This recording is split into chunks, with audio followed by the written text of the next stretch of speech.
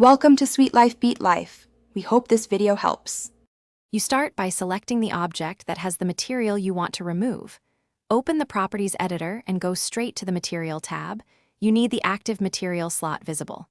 Once selected, note the material name so you don't delete the wrong one. Make sure you're in object mode and that the object has only the slots you expect.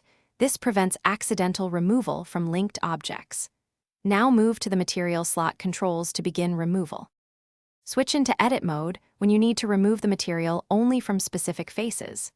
Select the faces that currently use that material, use L, C, or select similar to speed selection. Once selected, choose a different material slot and click Assign so the chosen faces switch away from the unwanted material. If you intend to remove the material from the whole object, stay in object mode and remove the slot with the minus button. This unlinks the material from the mesh data.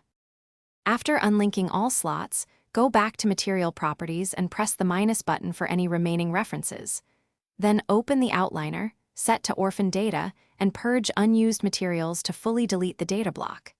If the material still appears, make sure no other objects share it. Linked duplicates will preserve the data block.